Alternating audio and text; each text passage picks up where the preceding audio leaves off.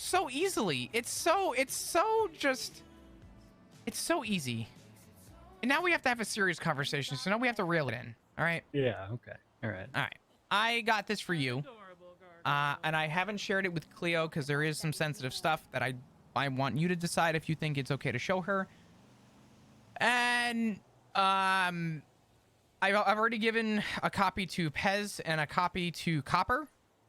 The day we got the diary, I did some due diligence work and I spent 5 hours working on this. And I'm gonna hand this to you. There you go. Damn.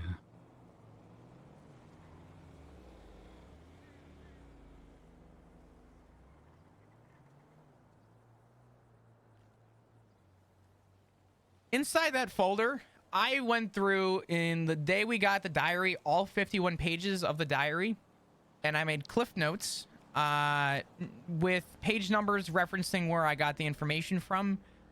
Of all the interesting points that Norman made, some of them including the fact that he used "we cannot get away with this." He referred to himself in the third person quite a bit. I noticed he started doing that quite a bit later. Yeah. In the journal, as though he was referring to some kind of person or entity that was with him. Yeah.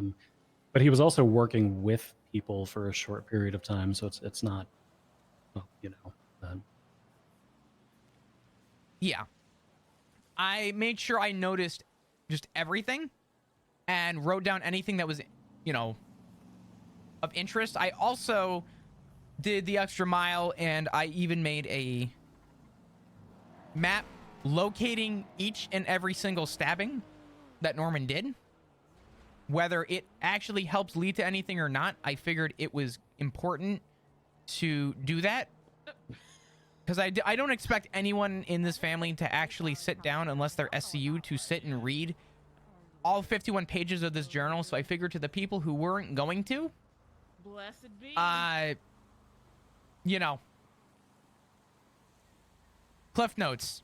So now they don't have to actually go and read everything. Yeah. No, I already read through this. Personally, I think as far as the Cliff Notes version and the actual journal itself is concerned, that we're kind of on a no secrets policy. We're done sidebarring. We're done keeping stuff from people. The only thing that I was keeping away was that in this folder was also a copy. This is gonna hurt. Oh God, be careful. Oh, good Lord, love, are you okay? Sorry, no, ow, ow, ow. Jesus.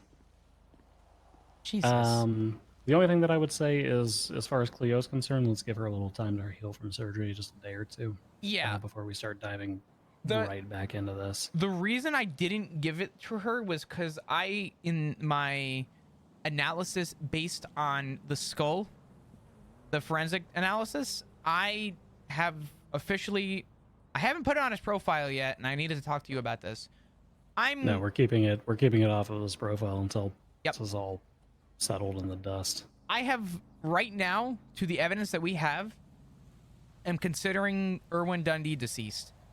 And I've noted that in the forensic analysis that as of the day of analysis, we are determining that Dundee is dead. Because right now, granted, this is the god of death. I don't know. I don't know, right? But we have to go off of what we have, and we have a human skull that comes back to Dundee. So I had to be fair about my analysis, whether I'm right or not. So, and I wasn't going to note that on a profile, but do we want to give the official, analysis? No, not until this is all said and done, one way or the other, regarding Norman. Because no, that's fine. But I put that in the folder, so I didn't know who I should be giving this folder to, but I figured I had that in there. But I would say your notations on the journal and the map should be shared with everybody. Absolutely. The DNA portion we can reserve for more specifically the officers involved. Okay, that's fine. I've shared this with Copper already, and she was very surprised by the map. I think the map will help maybe in some regard, but I just... Yeah, especially if we have to check any locations later. Yeah. My biggest fear slash concern was that we don't have anything on Norman, and the only physical evidence we have were the 51 journal pages. And I said, what better way to try and find an answer when we work out our solution to how we want to go about this than to try and note down anything that we do have on Norman. Yeah. No, so 100%. I made cliff notes for the people that didn't want to read all the journals and try and decrypt it all like us weirdos in SU do. Yeah. The other thing too is that when I spoke to Copper, she said there's 2 names that are missing from the diaries, very important names. She didn't tell me why, but they were apparently very important. You know anything about Lise Gray or Nora Dupre? No, I don't. Okay. Probably before my time. Probably me too, though the name Nora rings a bell. Yeah, I'm not entirely sure. Yeah, but all right, yeah, keep that folder close, and you know, you got